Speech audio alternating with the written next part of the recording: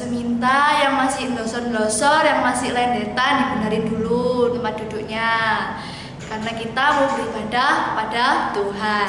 Nah, pagi ini Lose mau ajak adik-adik di rumah mengucap syukur. Kita mau pujikan lagu Selamat Pagi Bapak.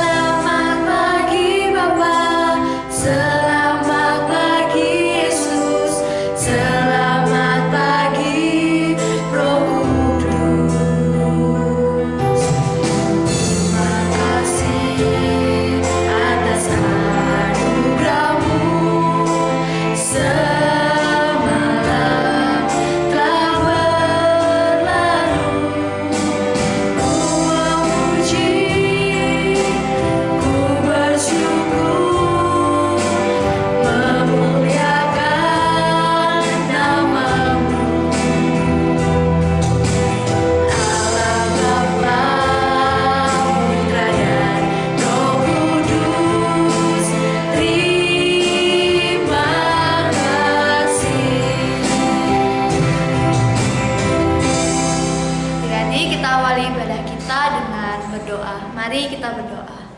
Tuhan Yesus, terima kasih Tuhan atas hari baru yang Kau berikan kepada kami sekalian. Tuhan, saat ini kami mau memuji, muliakan nama-Mu, serta mendengarkan firman-Mu. Tuhan sertai setiap kami, sertai ibadah kami dari awal, pertengahan, hingga akhirnya. Inilah doa kami, hanya di dalam nama Tuhan Yesus kami berdoa. Amin. Lose Stefani, Lose mau tanya, Lose mau ngasih adik-adik di rumah nggak? Oh, tentu mengasihi dong Lose. Nah, terus adik-adik di rumah mengasihi teman-teman, mengasihi keluarganya nggak? Oh, pasti mengasihi ya. Tapi Lose Stefani mengasihi adik-adik di rumah seperti apa? Pastinya Lose Stefani mengasihi adik-adik sekalian dengan kasih Tuhan. Oh iya, betul ya Lose ya. Seperti Tuhan mengasihi kita juga ya Lose. Iya. Nah, adik-adik Lose mau ajak adik-adik dan Lose Stefani pujikan lagu Kukasihi Kau.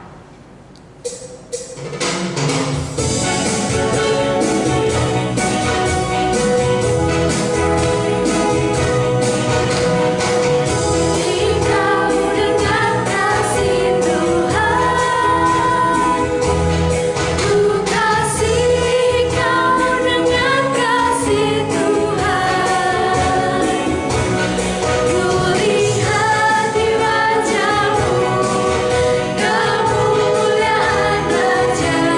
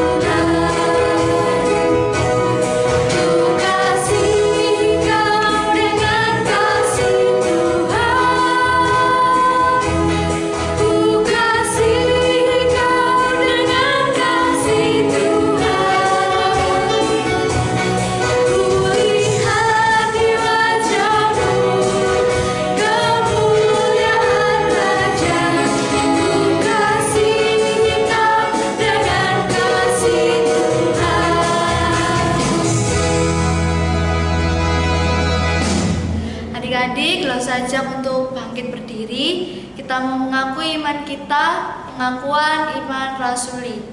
Aku percaya kepada Allah, Bapa yang Maha Kuasa, Khalik langit dan bumi, dan kepada Yesus Kristus, anaknya yang tunggal Tuhan kita, yang dikandung dari Roh Kudus, lahir dari anak darah Maria, yang menderita sengsara di bawah pemerintahan Pontius Pilatus, disalibkan, mati dan dikuburkan, turun ke dalam kerajaan maut.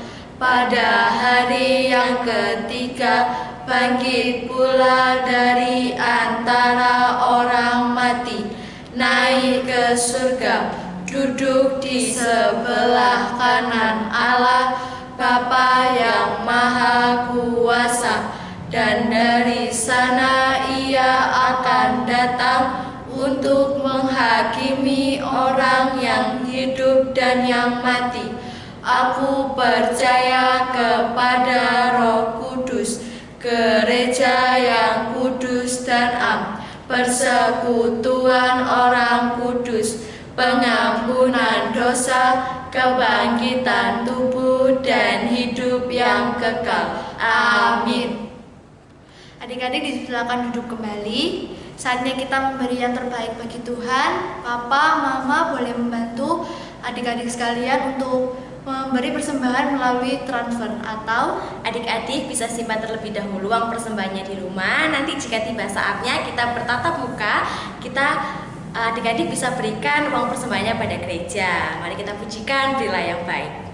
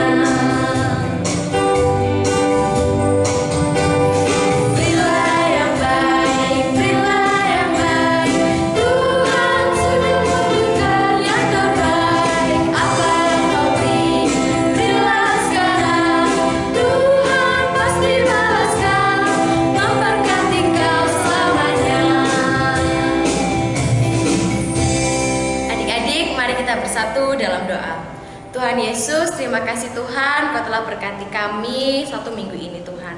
Tuhan, ini persembahan kami yang terbaik dari kami.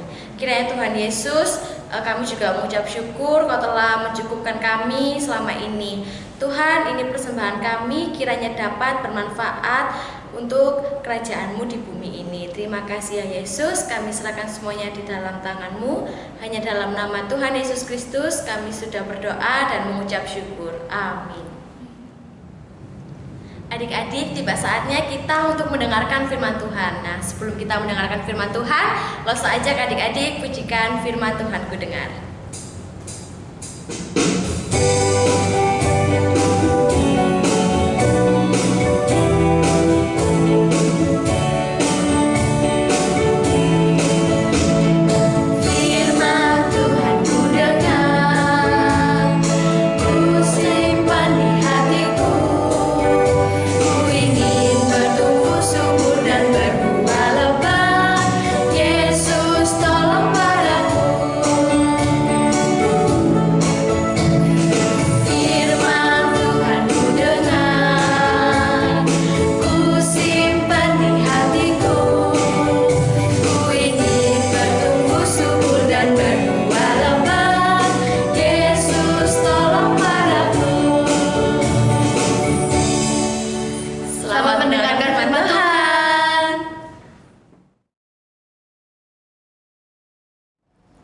Halo adik-adik, bagaimana nih kabarnya di rumah?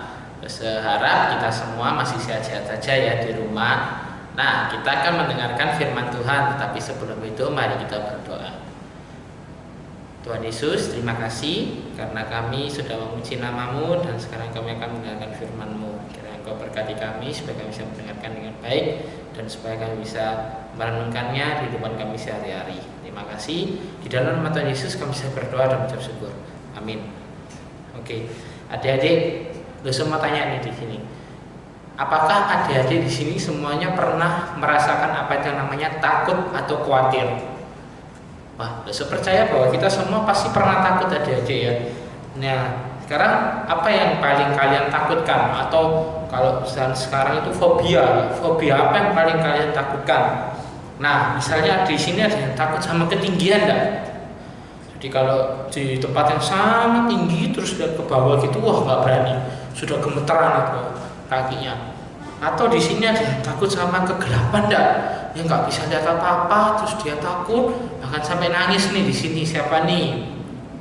Yang ketiga, siapa yang di sini takut sama binatang atau serangga, kecoa, atau takut sama tikus atau apa? Siapa di sini? Nah, juga siapa yang di sini takut sama hantu? Ayo, siapa yang masih takut ini?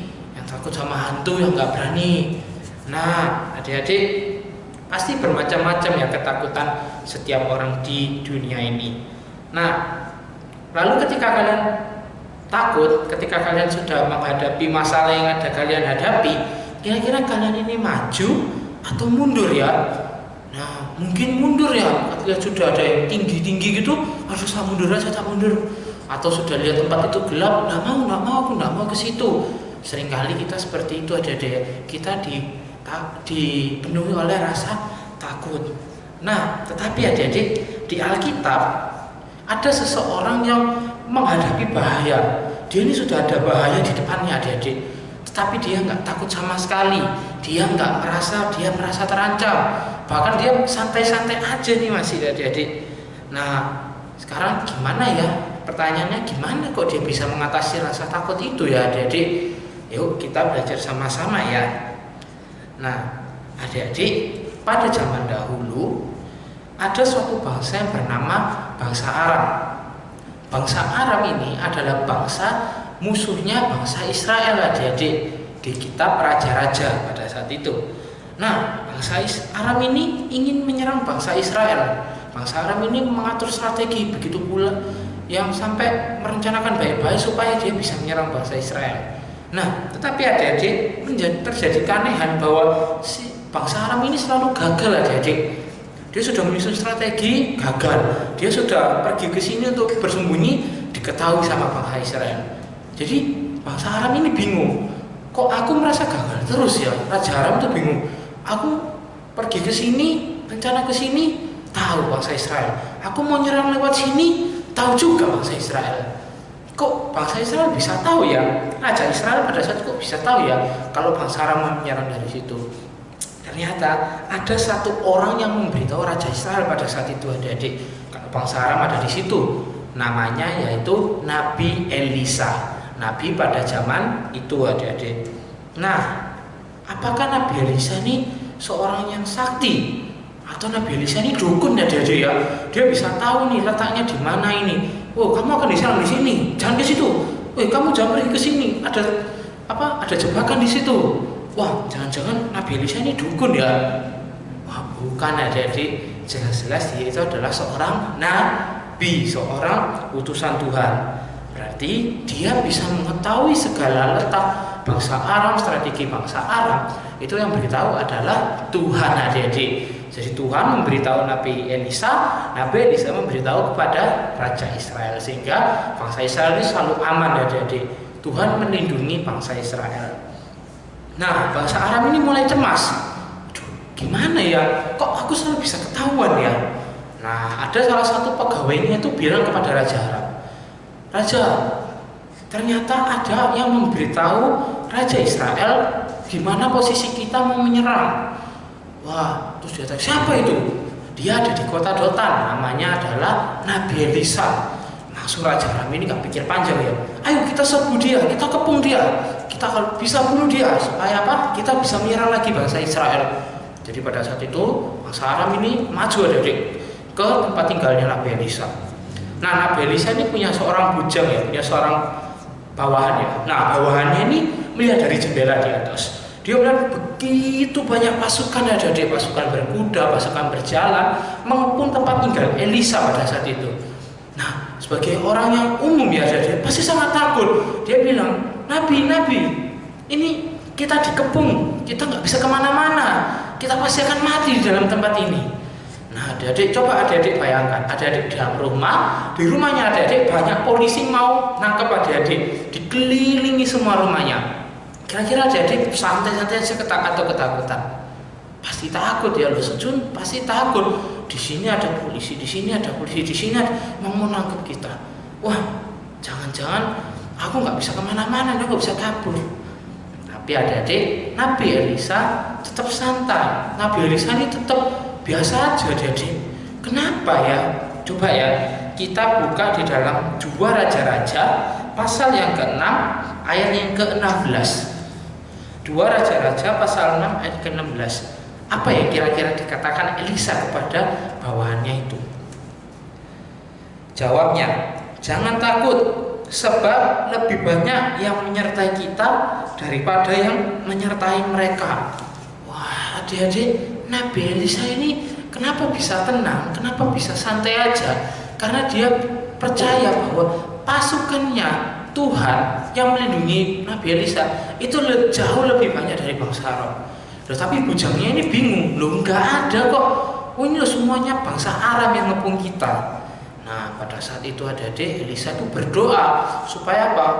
Matanya bujang ini, bawahannya ini dibukakan adik-adik.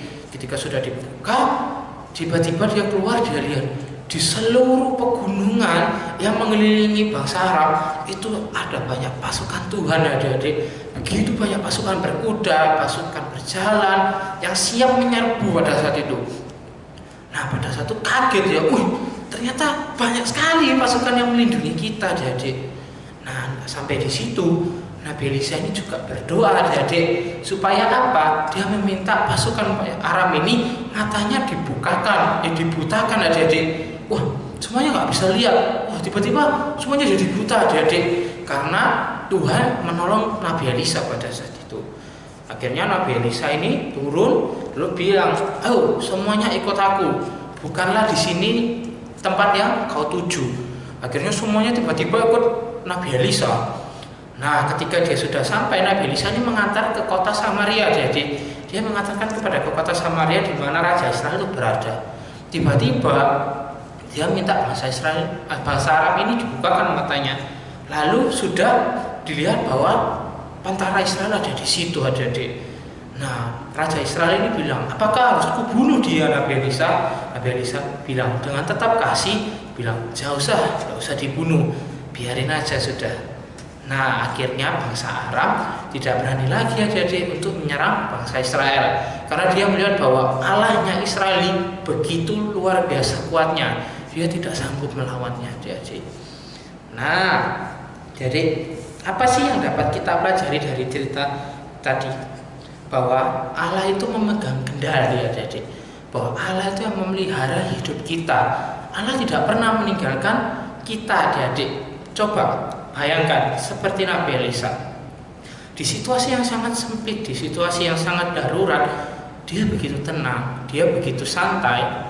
Kenapa? Karena dia percaya bahwa Tuhan ini memegang kendali atas hidupnya adik-adik, bahwa Tuhan ini yang pasti akan menyelamatkan, Tuhan ini pasti akan melindungi saya pada saat itu. Nah, jadi kita nggak perlu takut sebagai anak-anak Tuhan. Kita harus seperti Nabi Elisa adik-adik. Walaupun di dalam kondisi yang menakutkan, kita ini loh tetap aman. Kenapa? Karena ada Tuhan yang menjaga kita selalu adik-adik. Nah, asalkan kita percaya kepadanya. Kalau kita nggak percaya, kalau kita was-was, pasti kita nggak akan dilindungi adik-adik. Nah, jadi ketika kalian berada di dalam bahaya ya, seperti kalian takut ketinggian, nggak usah takut lagi. Karena apa? Karena Tuhan pasti akan menjaga adik-adik pada saat itu. Ketika kalian berhadapan dengan kegelapan, Tuhan nggak usah takut. Tuhan ada di situ menemani kalian adik-adik. Ketika kalian berhadapan dengan suatu bahaya, kalian usah takut adik-adik, Tuhan pasti melindungi kalian. Misalnya terus kalian takut ya sama setan, nggak usah lagi takut sama itu. Kenapa? Karena Tuhan pasti menang melawan setan-setan itu adik-adik. Tuhan tuh loh ada di dirimu. Setan yang marah takut sama kalian. Itu yang perlu kalian tahu adik-adik. Jadi Tuhan itu akan menjaga kita dari segala mara bahaya. Makanya jadilah anak-anak Tuhan yang pemberani. Yang kalian hanya boleh takutkan itu cuma satu aja adik-adik, yaitu takut akan Tuhan. Nah, sampai ini pemberitaan firman Tuhan. Sekarang silakan adik-adik menyiapkan catatan mingguannya, dan adik-adik bisa mencatat mingguan dan menghafalkan ayat. Silakan.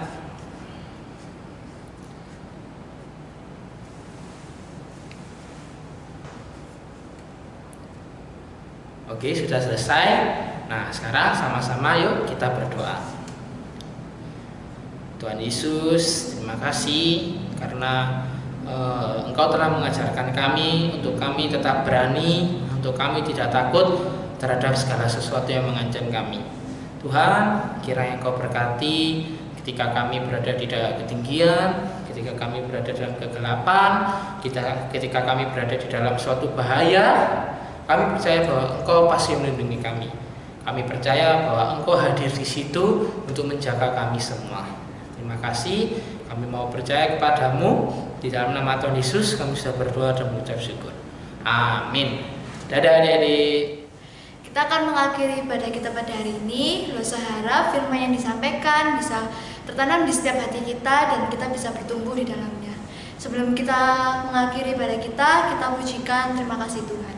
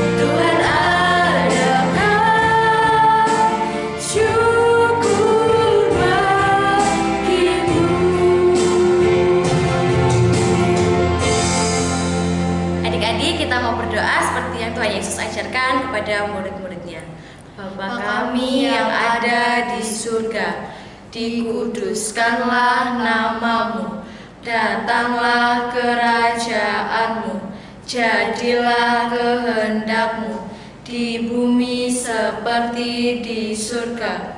Berikanlah kami pada hari ini makanan kami yang secukupnya, dan ampunilah kami akan kesalahan kami, seperti kami juga mengampuni orang yang bersalah kepada kami.